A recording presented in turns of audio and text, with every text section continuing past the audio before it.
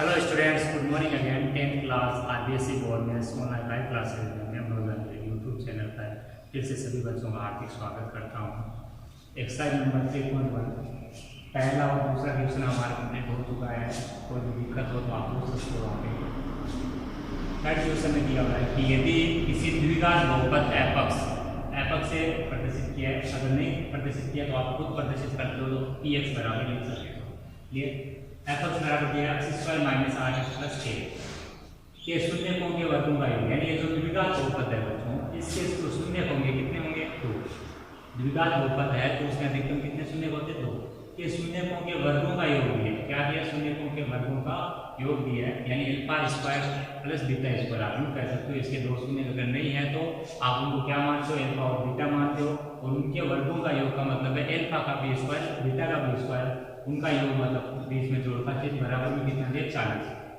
आपको इसे के का मान चाहिए, यानी यहाँ एक अज्ञात अचर राशि है के, इसका मान चाहिए। तो इस टाइप के क्वेश्चन आने पर सबसे पहले आपको क्या करना है? दिया गया उसको लिखना है। दिया गया है क्या चीज है कि आपको एपक्स बराबर x² माइनस 8x प्लस के, इतना कर सकते हो आप। उसके बाद क्या करना चाहिए बच्चों? आपको अगर द्विघात बहुपद और नाम बोल के आगे शून्य नाम बोल दे कभी भी, और उसमें कुछ ना कुछ ज्ञात करना हो, या फिर आपको संबंध की सत्यता की जांच करनी हो, कुछ भी अगर द्विघात बहुपद के शून्य लिख के अगर पूछेगा तो दिमाग में पूर्ण बिठा के रखिए हमेशा के लिए कि वहाँ पर आपको उसके जो शून्य है वो अल्फा और बीटा है वो उस रूप में मान्य है। अगर आपके वो ज्ञात नहीं हो पा रहे, तब ज्ञात नहीं हो पा रहे, इसका मतलब वो अल्फा और बीटा के रूप में लास्ट तक माने जाएंगे। और अगर वो अल्फा और बीटा है तो आपको वहाँ पर अल्फा प्लस बीटा बराबर माइनस b/a शून्यकों का योग की कंडीशन, और अल्फा डॉट बीटा बराबर c/a शून्यकों के गुणनफल की कंडीशन है, वो हमेशा उस क्वेश्चन को हल करते वक्त याद रखिए, वहाँ पर वो लिखेंगे। अब हम चलते आगे। आपको लिखना है, हम जानते हैं कि, या फिर आप लिख सकते हो माना कि तो द्विघात बहुपद के दो शून्य अल्फा व बीटा है, तब शून्यकों का योग,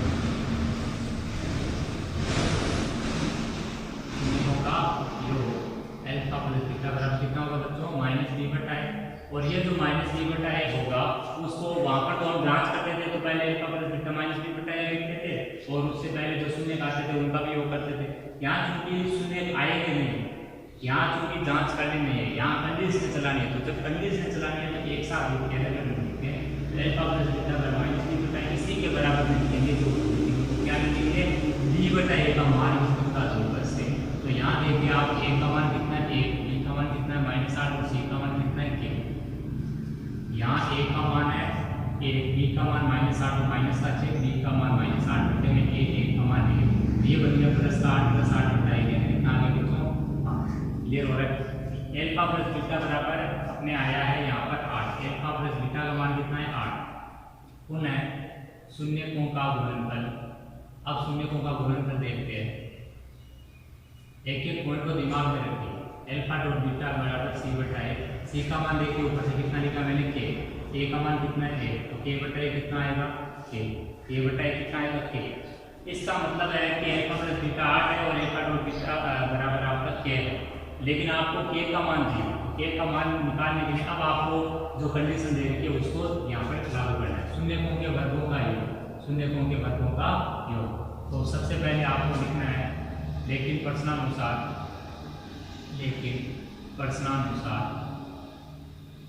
अल्फा² प्लस बीटा² बराबर कितना दिया गया है बच्चों? 40। ये आपको कहाँ से मिला?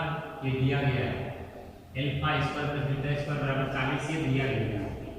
अब आप अल्फा और बीटा का जो मान है वो यहाँ से कुछ रख सकते हो, कंडीशन नहीं रख सकते। तो अब मैं क्या करने जा रहा हूँ, मेरे को अल्फा प्लस बीटा बराबर 8 मिला हुआ है, पुनः मैं लिख सकता हूँ अल्फा प्लस बीटा बराबर 8। इसको समीकरण है, इसको 1 नंबर देके, इसको अल्फा प्लस बीटा बराबर 8, इसको समीकरण 1 देके, समीकरण 1 के दोनों पक्षों में मैं क्या कर रहा हूँ? चाहो तो आप समीकरण 1 इसको भी दे सकते हो, इसको समीकरण 2 दे दो। ठीक है प्यारे बच्चों? तो पुनः आपकी जो अल्फा प्लस बीटा बराबर 8 समीकरण 1 है कि दोनों पक्षों का वर्ग करने पर इसके दोनों पक्षों में क्या कर दो बच्चों, वर्ग। जब इसके दोनों पक्षों का वर्ग करेंगे तो हम जो alpha square plus beta square के रूप में एक मान मिलेगा, और alpha square plus beta square हमारा क्वेश्चन में दिया हुआ 40, वहाँ से हम रख सकते हैं। दूसरा एल्फा डॉट बीटा भी निकलेगा, क्योंकि यहाँ पर आपका एल्फा प्लस बीटा का होल स्क्वायर और इधर है आपका 8 का होल स्क्वायर बराबर कितना आएगा 64, 8 का स्क्वायर कितना 64।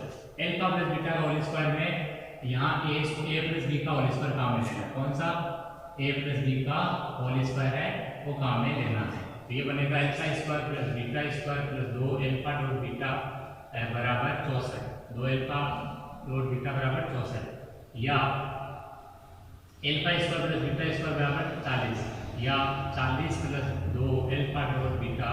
एल्फा डॉट बीटा की जगह भी आप क्या रख सकते हो,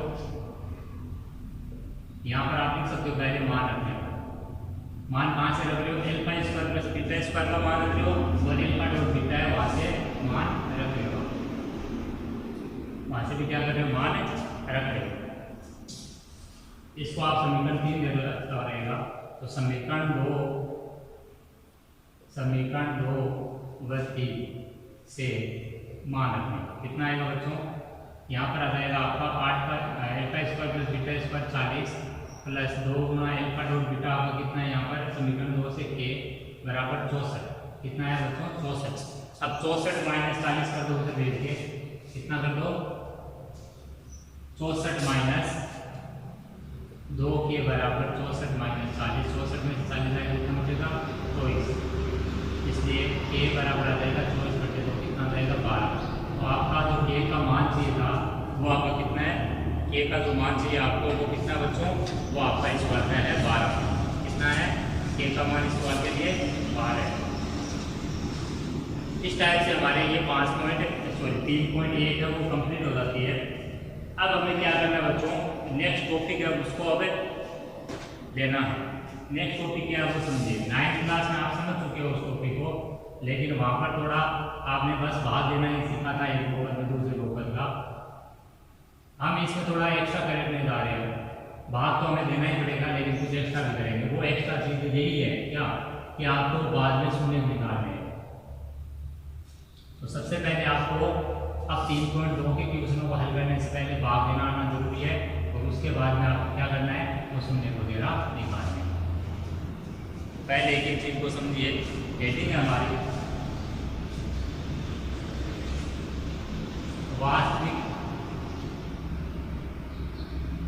वास्तविक गुणांकों वाले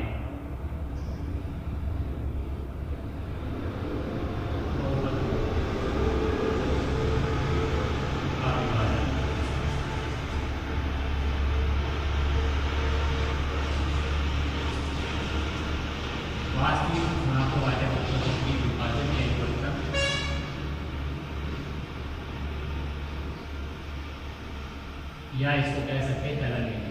कौन सी विधि कहते हैं, कलन लेनी, कैलकुलस मेथड। अब हमें क्या करना बच्चों, जैसे हम 18 में 9 का भाग लगाना है, तो 18 में 9 का भाग लगाएंगे तो 18 अपने क्या है भाज्य और 9 क्या है भाजक, और 9 का भाग देने पर 18 कितने बार कटेगा 2 बार, शेष पर कितना आएगा 0। 9 का भाग 18 में पूरा गया, ये 19 में देता तो भाग पर 2 शेष पर 1। तो कहने का मतलब है कि जब भी हमें भाग देना है तो 2 चीज़ें हमें मिलती है, एक होता है भाज्य और दूसरा भाजक। और भाग देने पर जो प्राप्त होता है रिजल्ट के तौर पर वो भाग पर जो कुछ बच जाता है वो शेष पर। तो यहाँ हमें अंगणितीय संख्याओं का भाग नहीं लेना है, यहाँ हमें किसका भाग लेना है, बहुपदों का। एक बहुपद में दूसरे बहुपद का भाग लेना है, और वो भाग देना है उसमें तो हम क्या कहते हैं विभाजन एल्गोरिथम। क्या कहते हैं विभाजन एल्गोरिथम, या फिर उसका दूसरा नाम क्या है कलन। तो इसमें आपको सबसे पहले क्या करना है, विभाजन एल्गोरिथम से जब भी भाग लगाना है तो सबसे पहला काम ये है कि आपको भाज्य और भाजक जो बहुपद होंगे भाज्य और भाजक के तौर पे उनकी घातों को घटते हुए क्रम में लिखना है। किस क्रम में लिखना है, घातों के घटते हुए क्रम में लिखना है, उसके बाद में आगे भाग लगाना है। तो देखिए एक एग्जाम्पल लेके समझते हैं।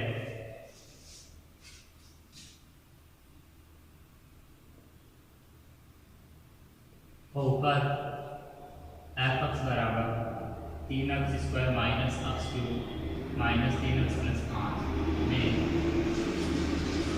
बहुपद gx बराबर x - 1 माइनस x² का या भाग दें। किसकी सहायता से भाग देना? विभाजन, एकवचन या कलन विधि की सहायता से भाग देना है एक बहुपद में दूसरे बहुपद का।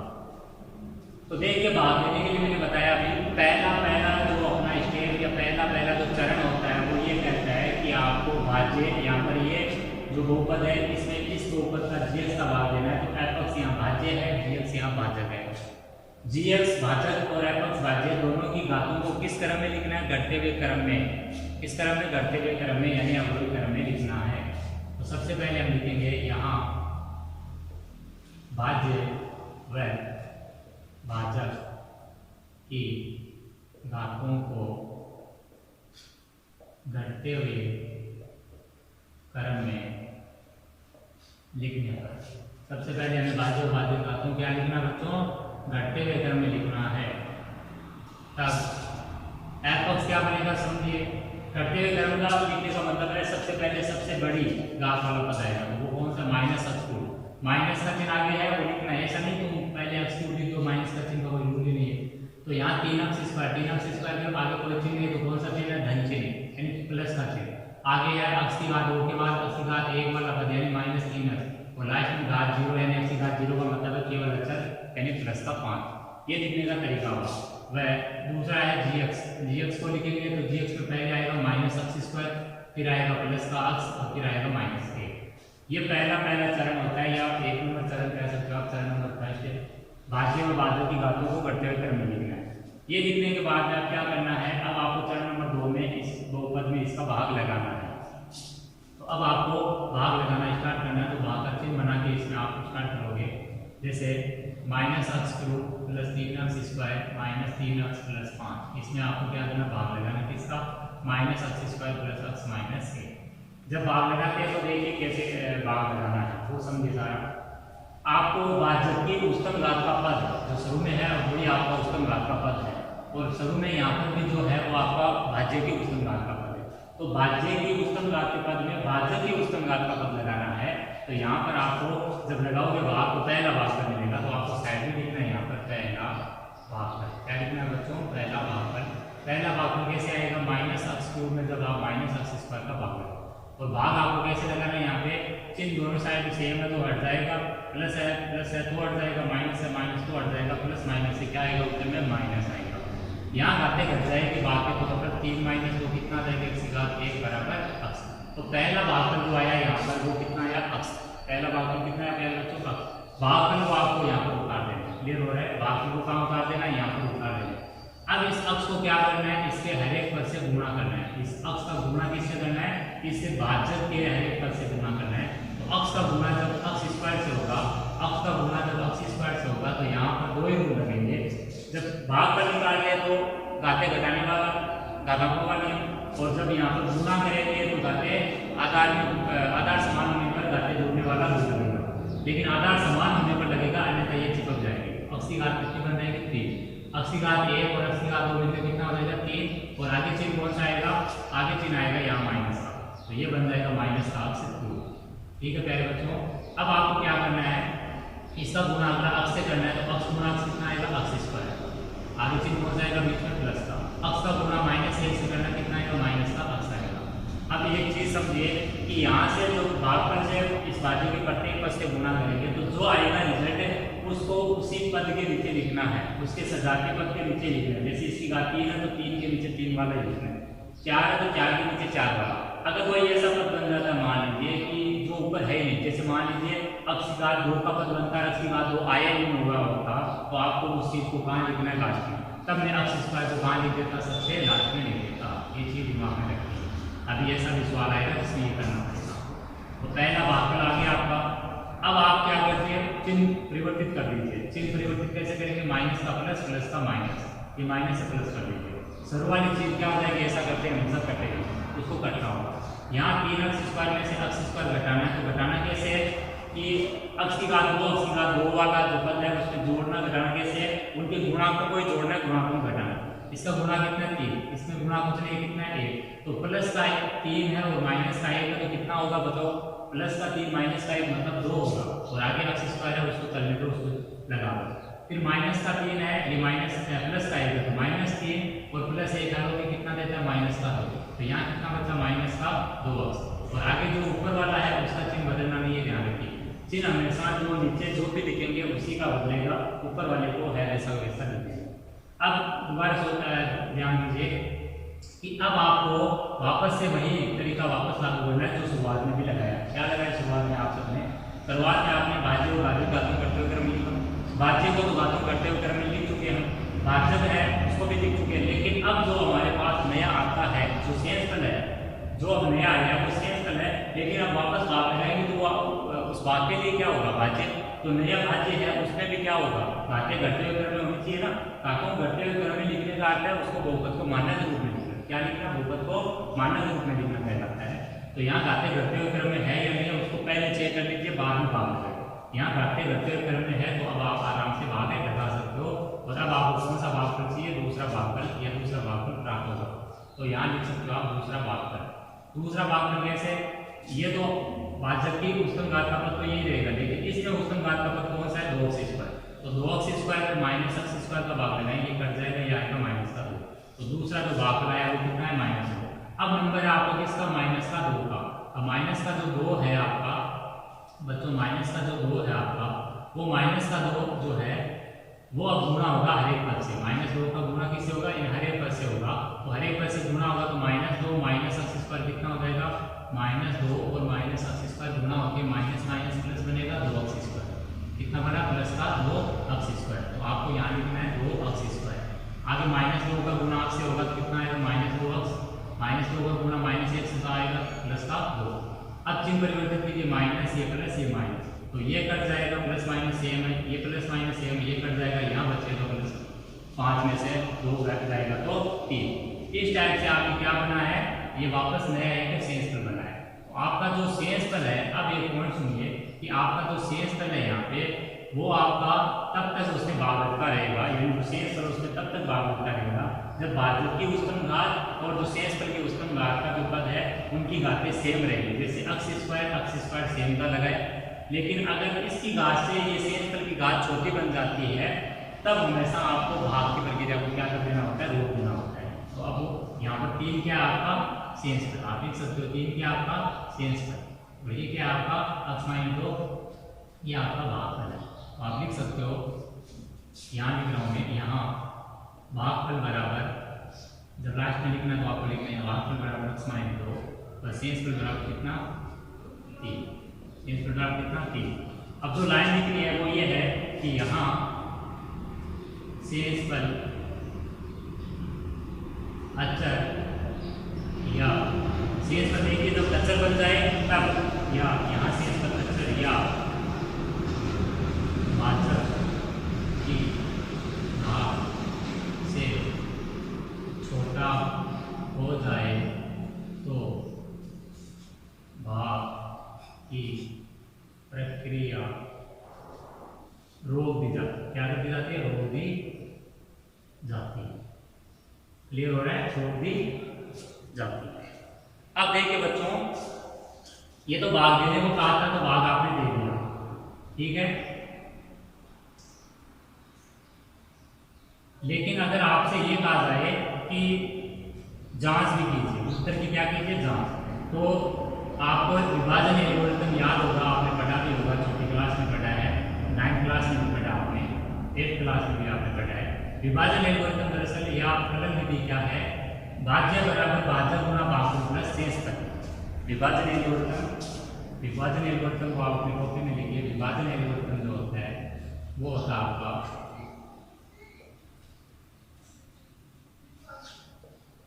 भाज्य बराबर भाजक गुणा भागफल प्लस शेषफल। यह आपका विभाजन एल्गोरिथम है, ठीक है प्यारे बच्चों। तो जब जांच करनी तो आपको कैसे करना है? जांच में आपको भाजक, भागफल और शेषफल 3 चीजों को लेकर, अपने सवाल से तीनों चीजों को लेकर हल करना है, और हल करने पर वापस क्या बन जाए? अगर भाज्य बन जाए तो आपका जो बहुपद में भाग लगाना था उसकी उत्तर की जांच सकते हैं, सिद्ध हो जाती है। तो अब हम जांच करें, जांच करें उपरोक्त क्वेश्चन के लिए।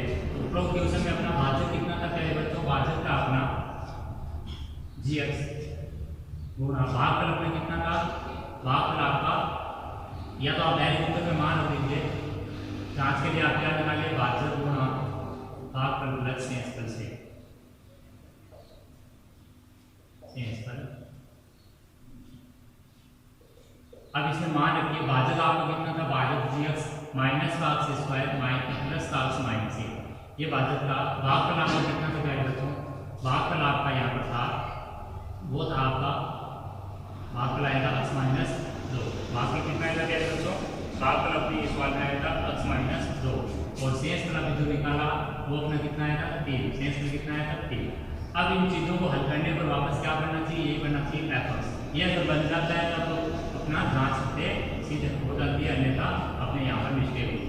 तो अब पोस्ट गुणा का रूल लगाएंगे, तो माइनस x स्क्वायर का गुणा करेंगे, या आप कर लो x का गुणा, पहले इसे हर एक पद से कर लो, तो x गुणा minus x square plus x का गुणा x से और 1 का गुणा x से, ये आपके इस x का गुणा होता है। अब माइनस करके 2 का गुणा करेंगे, 2 इसको कोष्टक में लिख लो, 2 का गुणा आप करेंगे इससे माइनस का चिन्ह मान लो, 2 का गुणा करेंगे माइनस x स्क्वायर से, 2 का गुणा करेंगे हम x से और 2 का गुणा करेंगे हम माइनस से।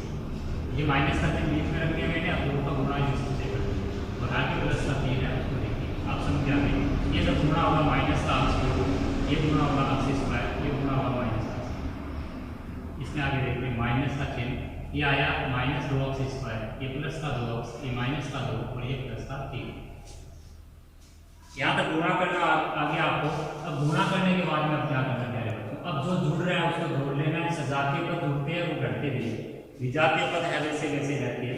सजातीय पद का मतलब है जिनके चर भी समान हो, घात भी समान, जैसे 3x स्क्वायर और माइनस 5x स्क्वायर, ये सजातीय, क्योंकि इनमें चर x है, घात 2 है, घात 2 है, इसका मतलब सजातीय। सजातीय जुड़ जाते हैं, घट जाते हैं। तो माइनस x के जैसा पद ही नहीं है तो उसको लिख दिया।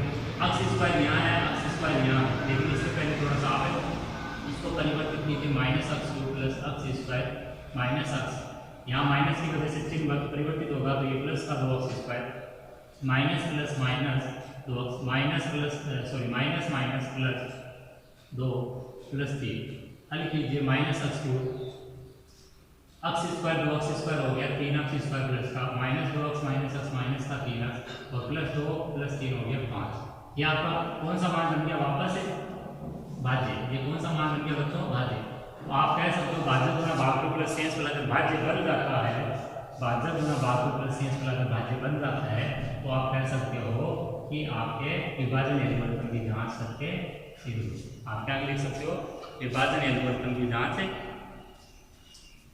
अतः विभाजन एल्गोरिथम